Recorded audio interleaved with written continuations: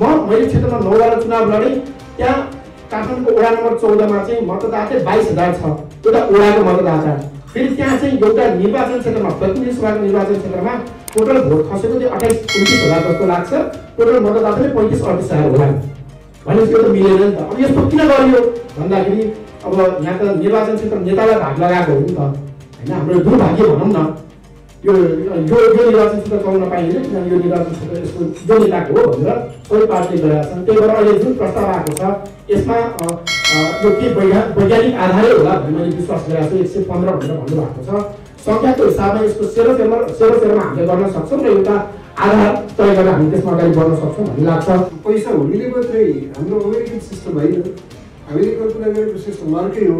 तर त्यो सिस्टममा पैसा हुनेले मात्रै अपारदर्शी पैसा प्रयोग गर्न सक्ने मात्रै आफ्ना प्रतिनिधिहरू चुन्न सक्दछ र जित्न जान्छ भन्ने त्यो व्यवस्थाले जनताको हित चाहँदैन।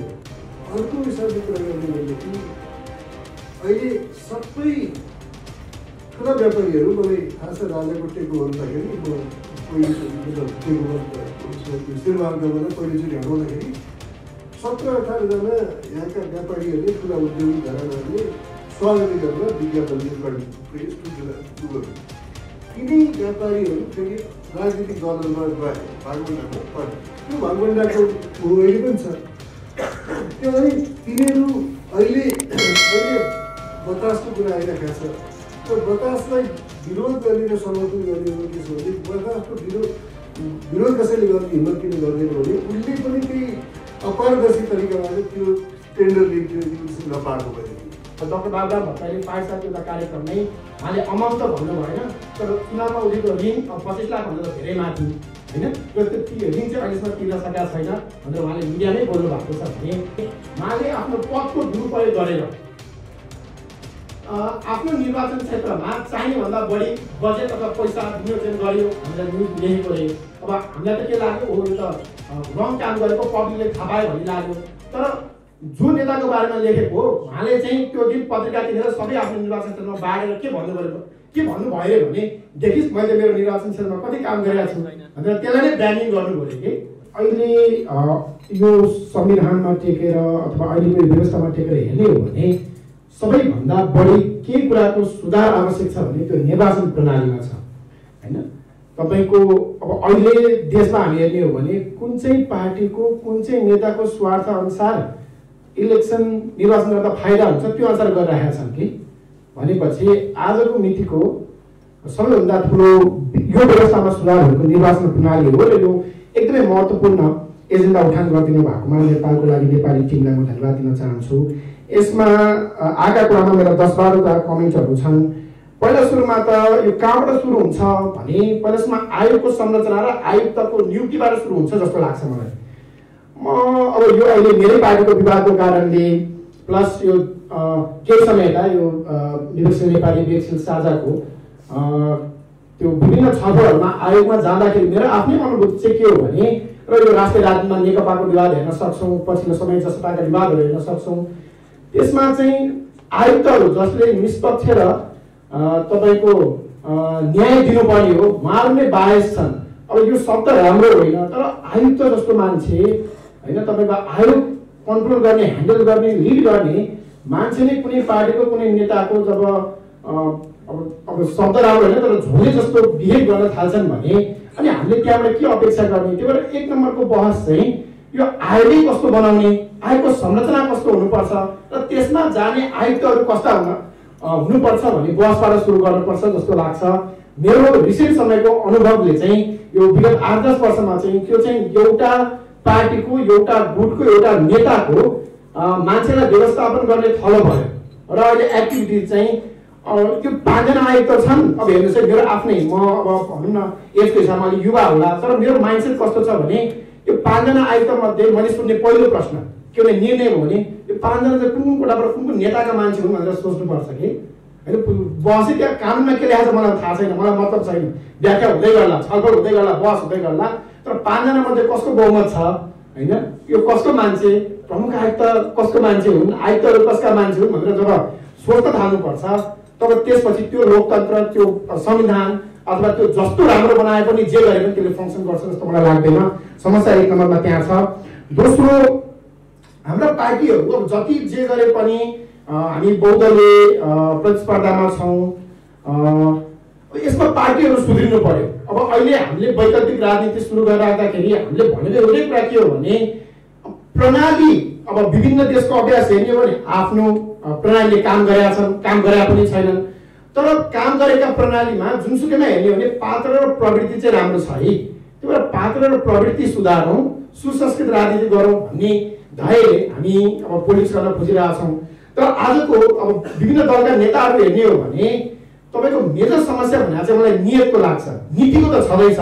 अघि हाम्रो डाक्टर साहबले पनि भन्नुभयो, सुरेन्द्र भण्डारी डाक्टर साहबले पनि भन्नुभयो, अब कानुनमा अब त्यसको आफ्नै व्याख्या होला। तर तपाईँ प्राइम मिनिस्टर जस्तो मान्छे, पार्टीको अध्यक्ष सभापति जस्तो मान्छेले, मैले सबै पार्टीकोलाई भन्दैछु, कुन बेला चुनाव गऱ्यो भने मलाई फाइदा हुन्छ, मेरो गुटलाई फाइदा हुन्छ भनेर सोच्न थाल्ने हो भने तपाईँ जस्तो संविधान बनाउनुहोस् न, होइन, जस्तो व्यवस्था लिएर आउनुहोस्, तपाईँ त्यसले कसरी काम गर्न सक्छ भनेपछि अर्को मेजर समस्या चाहिँ यो दलहरू र दलको नेतृत्वमा त्यो प्रवृत्तिमा छ भन्ने लाग्छ मलाई। तेस्रो, अब विभिन्न फङ्सनल तपाईँका संविधानका सुधारका अघि जे प्रस्तावहरू आए, यो मिति कसले तय गर्ने भन्दाखेरि राजनीतिक दलले अथवा सरकारले भन्दा बरु संविधानमै लेखेर अब एक्ज्याक्ट नीति आयोगले तय गर्ने यसमा प्रस्ताव गरे जस्तै, र त्यसको सेरोफेरमा जस्तै 2 महिना अगाडि स्थानीय तहको भन्ने जुन बहस छ त्यो ठिकै रहेछ त होइन। अहिले फर्केर हेर्दाखेरि त्यो चाहिँ संवैधानिक अथवा ऐनले व्यवस्था गर्ने र त्यसको एक्ज्याक्ट नीति तय गर्नको लागि चाहिँ आयोगले नै जिम्मेवारी दिने जुन प्रस्ताव आएको छ त्यो राम्रो हो, अहिले भएको व्यवस्था भन्दा राम्रो हो भन्ने मलाई लाग्छ। दोस्रो, निर्वाचन क्षेत्रसँग सम्बन्धित जुन 115वटा भनेर प्रस्ताव गरिएको छ त्यसमा अहिलेको यो जुन निर्वाचन क्षेत्र छ त्यसमा व्यापक सुधार गर्नुपर्छ भन्ने हाम्रो पनि मत, मेरो पनि मत छ। किनभने म धेरै टाढा गर्न काठमाडौँको क्षेत्र नम्बर 1 मा हुन त फेरि भूगोलदेखि लिएर पहिचानकादेखि लिएर विभिन्न आधार हामीले मानेर बनाएका हौँ, त्यसलाई पनि ध्यानमा राख्नु पर्यो। तर काठमाडौँको क्षेत्र नम्बर 1 मा एउटा प्रदेश बराबर एउटा वडा छ कि, र त्यहाँको अघिल्लोचोटि भोट खसेको चाहिँ 28,000 मतदाता हो। मैले क्षेत्रमा 9 वटा चुनाव लडेँ, त्यहाँ काठमाडौँको वडा नम्बर 14 मा चाहिँ मतदाता 22,000 छ, एउटा वडाको मतदाता। फेरि त्यहाँ चाहिँ एउटा निर्वाचन क्षेत्रमा, प्रतिनिधि सभाको निर्वाचन क्षेत्रमा टोटल भोट खसेको चाहिँ 28-29,000 जस्तो लाग्छ, टोटल मतदाता नै 35-38,000 होला। भनेपछि यो त मिलेन नि त। अब यस्तो किन गरियो भन्दाखेरि अब यहाँ त निर्वाचन क्षेत्र नेतालाई भाग लगाएको हो नि त, होइन, हाम्रो दुर्भाग्य भनौँ न। यो निर्वाचन क्षेत्र चलाउन पाइँदैन किनभने यो निर्वाचन क्षेत्र यसको यो नेताको हो भनेर सबै पार्टीले गरेका छन्। त्यही भएर अहिले जुन प्रस्ताव आएको छ यसमा यो के वैज्ञानिक आधारै होला भन्ने मैले विश्वास गरेको छु। 115 भनेर भन्नुभएको छ। संख्याको हिसाबमा यसको सेरोफेरमा हामीले गर्न सक्छौँ र एउटा आधार तय गरेर हामी त्यसमा अगाडि बढ्न सक्छौँ भन्ने लाग्छ। मन्त्रीमण्डल 11 जना भन्नुभएको छ, यो पनि ठिकै होला किनभने वैज्ञानिक रूपमा 11 या 13 हामीले चाहिँ 13 भन्ने गरेका छौँ। 11-13 जनाको ठिकै हो। त्यति भयो भने चाहिँ फेरि हाम्रो फेरि यो भए चाहिँ फेरि कम गराउने भन्ने मात्र पनि हुनु भएन, काम पनि त हुनु पर्यो, फङ्सनेबल पनि हुनु पर्यो, काम पनि हुनु पर्यो, कम पनि हुनु पर्यो भन्दाखेरि 11-13 ठिकै होला भन्ने लाग्छ। अर्को यो भ्रष्टाचार उठ्न नदिने भन्ने कुरामा चाहिँ हामीले पनि अलि अगाडिदेखि नै एक त आयोगले पढाइ गर्नु पर्यो, कानुनै त्यो अनुसार चाहियो, र त्यो सँगसँगै चाहिँ नागरिक तहमा पनि व्यापक। यहाँ त कस्तो हो भने मैले एकजना पत्रकारसँग कुराकानी गरिरहेको थिएँ, होइन, यो समाज कसरी विकसित भइरहेछ, हामीले अब नयाँ खालको केही गरौँ भनेर प्रयास गरिरहेको हाम्रा चुनाव चाहिँ। अनि मैले यो नेताले यो निर्वाचन क्षेत्रमा चाहिँ चाहिनेभन्दा बढी नै खर्च गरिरहेका छन्, होइन, त्यो आफ्नो मन्त्री पदको दुरुपयोग गरेर। यसको बारेमा त न्युज लेख्नुहोस् न भनेर एकजना पत्रकारसँग यस्तै अनअफिसियल कुराकानी गरिरहेको थिएँ। उहाँले हाँसेर के भन्नुभयो भने अलिकति अगाडि, म अब नेताको नाम त लिन्न, तर एकजना नेताको बारेमा चाहिँ उहाँले न्युज बनाउनु भएको थियो। के भनेर लेख्नु भएको थियो भने उहाँले आफ्नो पदको दुरुपयोग गरेर आफ्नो निर्वाचन क्षेत्रमा चाहिनेभन्दा बढी बजेट अथवा पैसा विनियोजन गर्यो भनेर न्युज लेखेको रे। अब हामीलाई त के लाग्यो, हो यो त रङ काम गरेको पब्लिकले थाहा पायो भन्ने लाग्यो। तर जो नेताको बारेमा लेखेको उहाँले चाहिँ त्यो दिन पत्रिका किनेर सबै आफ्नो निर्वाचन क्षेत्रमा बाँडेर के भन्नुभयो भने देखिस् मैले मेरो निर्वाचन क्षेत्रमा कति काम गरेका छु भनेर त्यसलाई नै ब्रान्डिङ गर्नु पर्यो कि। भनेपछि अब हामी यो मानसिकताबाट गुज्रिरहेको अवस्थामा यो नागरिक तहमै गएर चाहिँ होइन, तपाईको मन्त्रीको पद दुरुपयोग गरेर आफ्नो सांसदको पद दुरुपयोग गरेर तपाईको निर्वाचन क्षेत्रमा केही बढी पैसा केही बजेट भनेर लिएर आउँछन् भने त्यो रङ हो भनेर नागरिकलाई बुझाउनुपर्छ भन्ने लाग्छ। त्यो पनि एउटा हामीले छेड्नु पर्ला। यो लामो समयदेखि अदालतले पनि निर्णय गरिसकेको नो भोटको व्यवस्था होइन, नो भोटमा पनि तपाईँको नो भोट यदि बढी आयो भने त्यो निर्वाचनमा उठेका उम्मेदवारहरूले फेरि उठ्न नपाउने व्यवस्था सहितको नो भोट, राइट टु रिकलको व्यवस्था र विदेशमा बसेका 50 लाखभन्दा बढी नेपालीको लागि यो भोटिङ राइट सुनिश्चित गर्ने यो व्यवस्थामा हामी जानै पर्छ भन्ने लाग्छ। निर्वाचन प्रचार प्रसारको बेलामा जुन खर्चहरू भइरहेका छन्, उठेका उम्मेदवारहरू वडा अध्यक्षदेखि लिएर हेर्नुहोस् न, समाचार के आउँछ भने चुनावमा उठेको वडा अध्यक्षले आफूले उठेको ऋण तिर्न नसकेर विदेश पलायन भए भन्ने समाचार पढ्नुपर्छ। पूर्व प्रधानमन्त्री डाक्टर बाबुराम भट्टराईले फाइसाको एउटा कार्यक्रममै उहाँले अमाउन्ट त भन्नु भएन, तर चुनावमा उठेको ऋण 25 लाखभन्दा त धेरै माथि होइन, र त्यो ऋण चाहिँ अहिलेसम्म तिर्न सकेका छैन भनेर उहाँले मिडियामै बोल्नु भएको छ भने नियमन गर्न सक्नुपर्छ। एकजना 21 वर्षको मान्छे स्थानीय तहमा वडामा उठिराख्दाखेरि 25 वर्षको मान्छे प्रतिनिधि सभामा उठिराख्दाखेरि उसले त्यो करोड पैसा कहाँबाट लिएर आउने, कसरी चुनाव लड्ने होइन भनेपछि फर्स्ट राउन्डमै ऊ त असफल हुने भयो। त मैले युवाहरूको तर्फबाट भन्नु पर्दाखेरि जस्तै म आफै इलेक्सनमा उठिराख्दा एकजना मान्छेले 2 करोड खर्च गर्छ, अब मसँग त्यो कालले दिएको 25 लाख पनि खर्च गर्न पैसा छैन भने मैले कसरी कम्प्लिट गर्ने। लास्ट कन्क्लुड गरेँ जुन यता उठेको छैन, एउटा चुनाव चिन्हको विषयमा डाक्टर साहब, चुनाव चिन्हमा चाहिँ अहिले स्थानीय तहमा यो राष्ट्रिय पार्टी बाहेक अरूले चुनावमा चुनाव चिन्ह नपाउने भन्ने जुन व्यवस्था छ त्यसलाई चाहिँ हामीले एकदमै त्यो रिभाइज गरि नै हाल्नुपर्छ भन्ने लाग्छ। किनभने अहिलेको नियमअनुसार चाहिँ संसदमा रहेको 5वटा 4वटा 6वटा कत्ता पार्टी छ अहिले, त्यो बाहेक अरूले चुनाव चिन्ह पाउँदैन भनेपछि अहिले नेपालको लागि नेपाली भन्ने पार्टी आफ्नो चुनाव चिन्हमा स्थानीय तह लड्न पाउँदैन। यसलाई चाहिँ हामीले इलेक्सन रिफर्ममा इक्वल प्लेइङ ग्राउन्डमा चाहिँ यो हामीले संशोधन गरिहाल्नुपर्छ भन्ने मैले देखेको छु। र मैले अर्को चाहिँ यो चुनाव चिन्हकै बारेमा भन्नुपर्दाखेरि चाहिँ यो चुनाव चिन्हमा पनि यो क्यान्डिडेट नेम इफेक्ट भन्ने एउटा अध्ययन भएको छ। त्यसमा चाहिँ त्यो माथिल्लो फर्स्ट रोमा चाहिँ जसको चुनाव चिन्ह राखेको हुन्छ, यो अध्ययनले भनेको उनीहरूको 4 देखि 5% मत बढी आउँछ भनिन्छ कि कसको चुनाव चिन्ह कहाँ राख्नेदेखि लिएर यस्ता कुराहरूमा चाहिँ सबै उम्मेदवारले सबै पार्टीले इक्वल अपर्च्युनिटी पाउनुपर्छ भन्नेतिर पनि हामीले ध्यान दिनु पर्ला। मैले फर्स्ट राउन्डमा यति नै राखेर अघि यो समग्र व्यवस्थाको बारेमा भन्नुपर्दाखेरि चाहिँ यो व्यवस्थालाई यही संविधानमा टेकेर सुधार गरेर हामीले विकासको एजेन्डामा, समृद्धिको एजेन्डामा, शिक्षा स्वास्थ्य रोजगारीको एजेन्डामा जानुपर्छ भन्ने मेरो मत छ।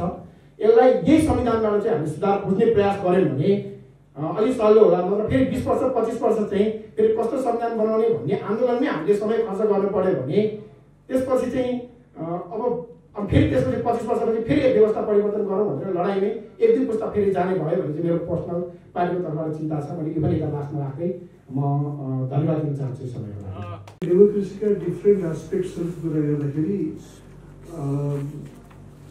हरेक एस्पेक्ट महत्त्वपूर्ण लाग्छन् र तिनीहरूलाई अलग रूपमा एकाङ्गी रूपमा हामीले हेर्न सक्छौँ कि सक्दैनौँ, त्यो अहिले हामीले सायद त्यसबारे पनि छलफल गर्नुपर्ने हुन्छ होला। मलाई सुरेन्द्र डाक्टर साहबको गर्दाखेरि एउटा कुरा म अलिकति कन्फ्युजन भएको छु, त्यो पहिले राख्छु।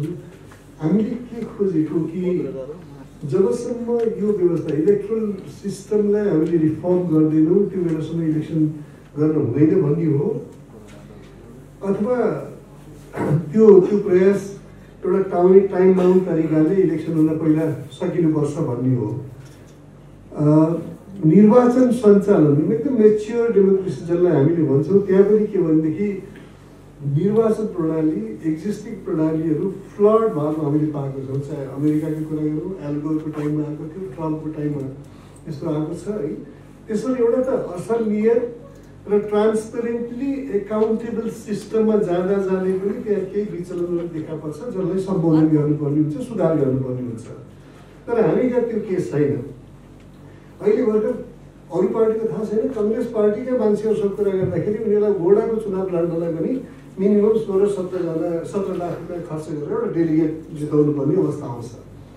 भनेपछि जब हाम्रा प्रतिनिधि जनताको नाममा तर जनताले शासक चुन्ने प्रक्रियामा खरिद बिक्री हुँदो रहेछ र त्यो पैसा कहाँबाट आएको छ भन्ने कुरा हामीलाई थाहा हुँदैन भनेपछि भोलिको राज्य सञ्चालन कसले गर्छ हामी त्यहाँ अनुमान गर्नुपर्ने बेला भएको छ होइन। त्यसमा हाम्रो हातमा छैन। डेमोक्रेसीमा अघि बिलाजीले भन्नुभयो यो व्यवस्था कुनै पनि व्यवस्थामा जब किनबेचबाट मात्रै पैसा हुनेले मात्रै हाम्रो अमेरिकन सिस्टम होइन, हामीले कल्पना गरेको सिस्टम अर्कै हो, तर त्यो सिस्टममा पैसा हुनेले मात्रै अपारदर्शी पैसा प्रयोग गर्न सक्नेले मात्रै आफ्ना प्रतिनिधिहरू चुन्न सक्दो रहेछ र ऊ जितेर जान्छ भनेदेखि त्यो व्यवस्थाले जनताको हित चाहँदैन।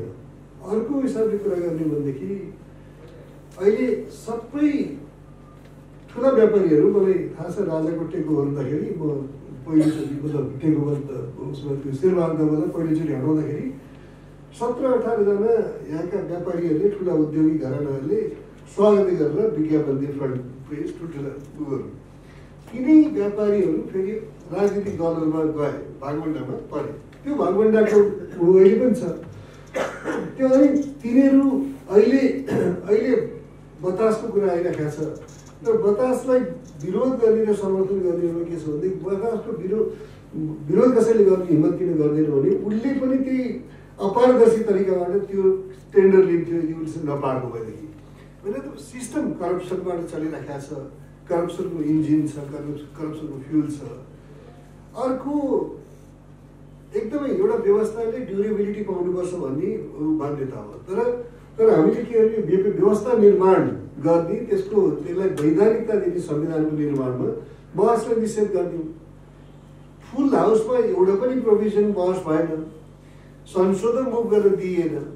बाहिरबाट आए, बाहिरका डोनर्सहरूले एजेन्डा तय गरिदिए हामीलाई, अनि हामी त्यसमा ताली बजाएर यो व्यवस्था टिकाउनुपर्छ भन्ने हामी लाग्छ भनेदेखि कहाँ हाम्रा मालिकहरू चाहिँ हामीले खोज्नुपर्ने हुन्छ।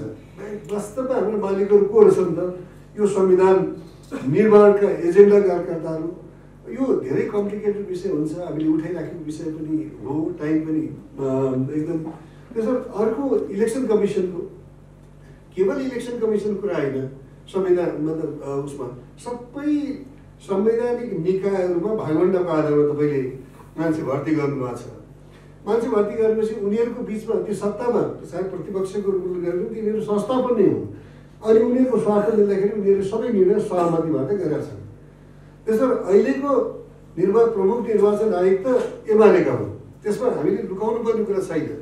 र उनले एमाले भएर काम गर्छन् कि एउटा अटोनोमस र अकाउन्टेबल संवैधानिक आयोगका प्रमुखका रूपमा काम गर्छन्, हामीले त्यो गर्न सक्दैनौँ किनभनेदेखि उनी कुन कन्सिडरेसनमा आए थाहा छैन। तर पैसाको लेनदेनदेखि लिएर नेताहरूको कोटाबाट आएका व्यक्तिहरूले संविधान सम्मत तरिकाबाट अथवा निष्पक्ष तरिकाबाट व्यवस्थाले जनताको विश्वास आर्जन गर्ने तरिकाबाट राज्य चलाउँछन् अथवा निर्वाचन गर्छन् भन्ने कुरामा मलाई त्यसमा विश्वास गरेर चाहिँ हुँदैन जस्तो लाग्छ। मलाई विश्वास गर्न सकिँदैन।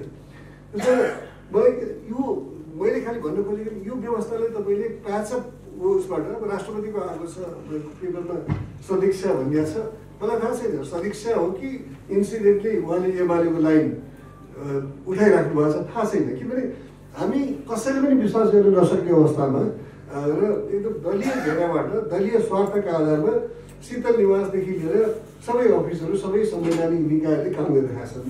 त्यसबाट मलाई के छ भनेदेखि अब अर्को एउटा अन्तिम कुरा म भन्न चाहन्छु, यो भ्रष्ट सिस्टम छ।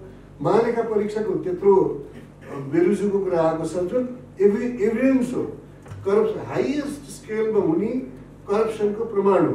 त्यसलाई हामीले बरु यो इलेक्ट्रल सिस्टमका भ्रष्टाचारहरू, अनियमितता, विचलनसँगै हामीले राजनीतिक दलहरूमा त मान्छेहरूको विश्वास रहेन, बरु केही इमिनेन्ट पर्सन्सहरूलाई 8, 10, 11 जना मान्छेहरूलाई हामीले एप्रोच गर्ने हो कि अब त तपाईँले सिटिजन कमिसन बनाएर ट्रायल सुरु गर्नुहोस्, यो यति प्रमाणहरू छन्, बोलाएर यिनीहरूलाई सुरु गर्नुहोस्। त्यो भने व्यवस्था सुध्रिन्छ, नेताहरूलाई हामीले एकाउन्टेबल बनाउन सक्छौँ। त्यसरी एकाउन्टेबिलिटी नै नभएको सिस्टम र एकाउन्टेबल बन्नै नपर्ने सिस्टमबाट हामीले अपेक्षा नगरौँ र त्यसमा इलेक्सन सिस्टमलाई हामीले सुधार गर्न सक्छौँ, अरू सिस्टम यथावत रहन्छ भन्ने कल्पना चाहिँ गर्न सकिँदैन जस्तो लाग्छ मलाई। म यति नै